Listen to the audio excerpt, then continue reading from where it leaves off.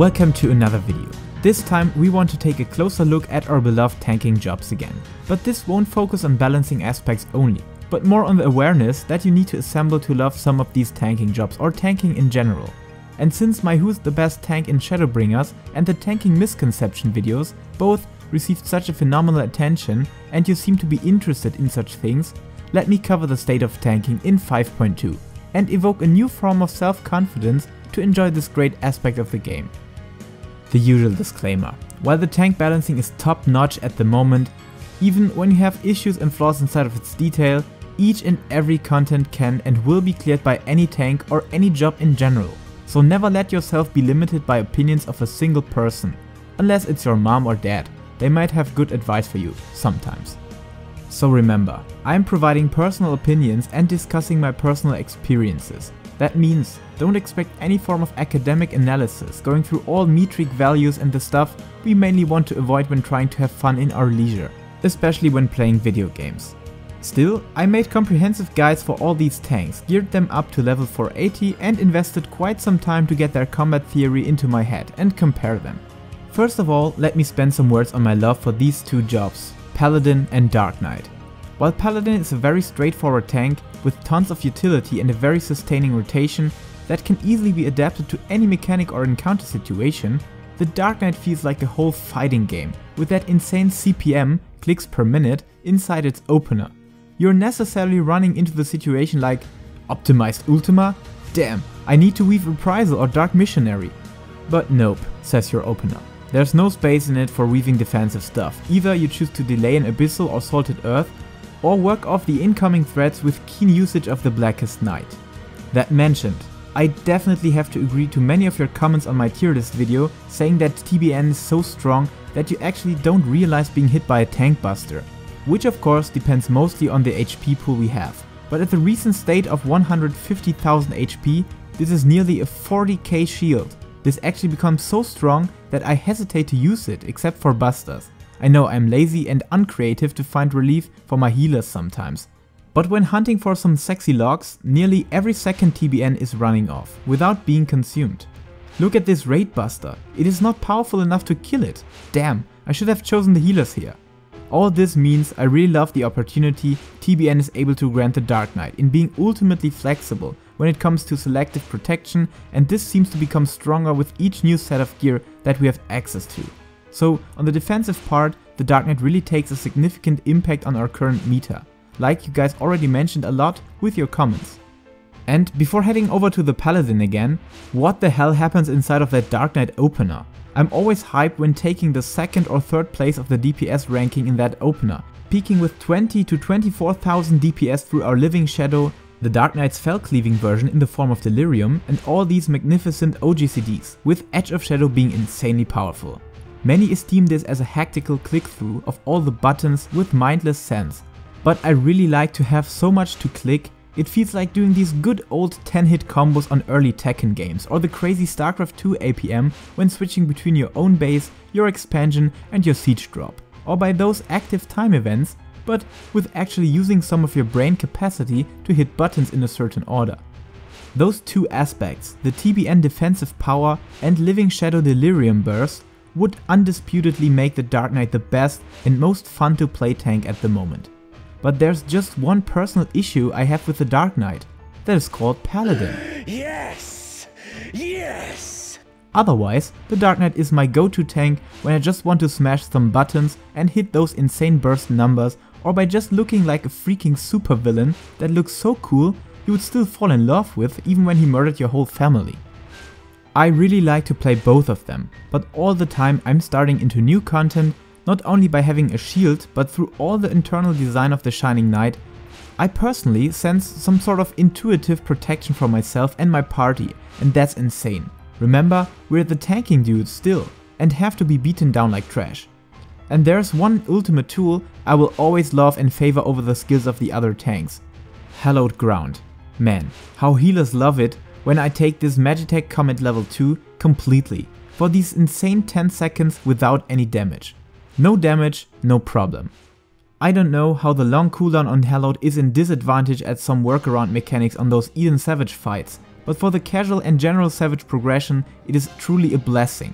Remember the last Eden tier?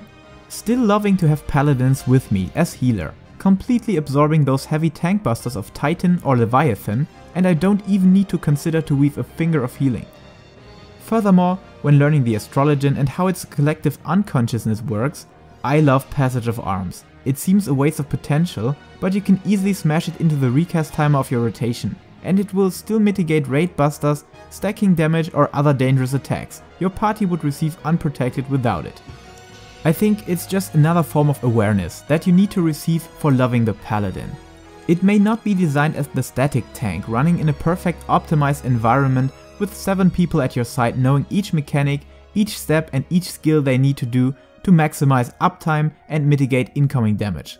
But the Paladin feels more like the big brother taking his little siblings into the world to take part in some adventures together. Still, the best thing apart from heading into DPS optimization and the professional style of playing, where you can always count on your healers more or less, Clemency is the perfect thing to make life much easier, especially when depending on newcomer heals or when your healer wiped to a mechanic and you still won't give up on that fight. The biggest advantage of Clemency, you can also keep 1 or 2 of your damaging party members alive. And this is nearly impossible with all the other tanks, at least when there are high peaks of damage. All this because of the secondary trait of Clemency healing yourself by 50% of its value when healing others. And above all these defensive tools, the Paladin's opener feels ultimately straightforward and rewarding, as all these timings and CD windows work perfectly into some raid mechanics and especially into party buff lineup, so props to the creator of the Fight or Flight 11 opener. And that said, even when being a Dark Knight tryhard at its finest, with some tries to have 11k DPS into the first Raven flight, I could not even get close to the result I got on my Paladin in phase 1. So lightness does not mean weakness at the same time. Apart from that, the magical part of the rotation even opens up opportunities to keep uptime or to work off certain mechanics that other jobs struggle with immensely. Therefore, my highest bet for starting into tanking would be the Paladin. Check out my rotation, my power test or my ultimate guide, reinforced by some theory crafting on the Balance Discord or website, and you will become the ultimate tower of tankiness and destruction. Except you are heading for a different direction, sharpening gun and blade to be combined into the perfect tool to dominate top scores of parses. And while this would be an issue on DPS job rankings, having the Gunbreaker to lead the top of the top tanks seems to be a fair thing, because its defensive kit is lacking these unique elements of TBN or Hallowed Ground, while trying to mimic them some sort of.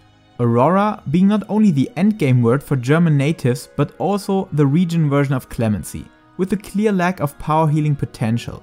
Surely, on perfect situations and for DPS optimization it is a stronger tool, but when taking on the reins of dominance over the fight or situation, Clemency seems to be a stronger backup tool. Remember those geeks copying all their important data to hard disks or burning it on DVDs?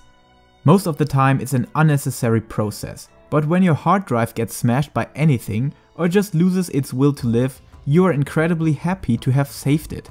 That is Clemency. The copy of TBN is more like a general mitigation in the form of Heart of Stone, mitigating 15% of incoming damage.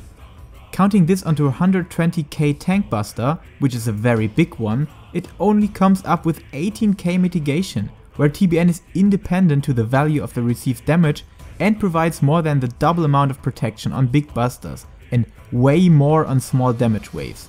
But I want to stay positive in this video, and while not being better at copying these tools, the Gunbreaker still got its own alternatives, also bringing a quite solid Divine Shield ability with Super Bolide, at least when healers are not shocked by you shooting yourself in the head. To sum it up, choose the Gunbreaker fun-wise and if you want to take the first spot of tanking DPS. On the Warrior we got another picture. I really think its kit is made more unique in Shadowbringers, differing its burst and general damage behavior through little hits and very big, crit guaranteed hits in the inner release window. Through adding the new Infuriate trait, they definitely improved the anxiety of waiting for your inner release and packed in something to bridge the downtime. I really like that. The defensives are even more astonishing, square top themselves by turning the warrior into a self-healing direction that had never been so clear in Final Fantasy XIV than it is in Shadowbringers. Not only a pot-like healing through equilibrium or thrill of battle, but also that insane secondary effect of nascent flash, granting our axe swinger a Blood Death Knight-like combat style. At least before they turned its self-healing into, oh, Death Strike is ready, let's heal. Here we got healing that is depending on the damage you deal, and this is how I like my axe to be swinging. Unfortunately, this self-healing is only available when being in party with others, because you need to weave the shield effect of Nascent onto another party member. Otherwise, there is no self-healing through its side effect. So to conclude it, the warrior's playstyle had been constructed to flow and fly. But personally, I still cannot stand the long intermission. But if you don't have a problem with that and waiting inside of elevators or traffic jam, the warrior will be the perfect blood decay-like weapon of destruction and personal mitigation. Okay, some facts for you at the end of this video about the actual statistics of Eden's vs Savage or Ruby Weapon Extreme. But you should definitely not concern these as the prime source of decision making. I hope my overview could clarify a better context than these raw numbers and values, and that you will start your tanking career and find your joy and comfort to play one of them. Or all together, they mostly share the same equipment. Thank you guys for watching, and if you liked this video, stay tuned for more Final Fantasy content, and for some live action, check me out on Twitch. Or if you want to join this lovely community around this channel about any support on Patreon, I would be insanely happy. See you around, and until then, take care and enjoy instant queues forever. Steel isn't strong, boy. Flesh is stronger. What is steel compared to the hand that wields it?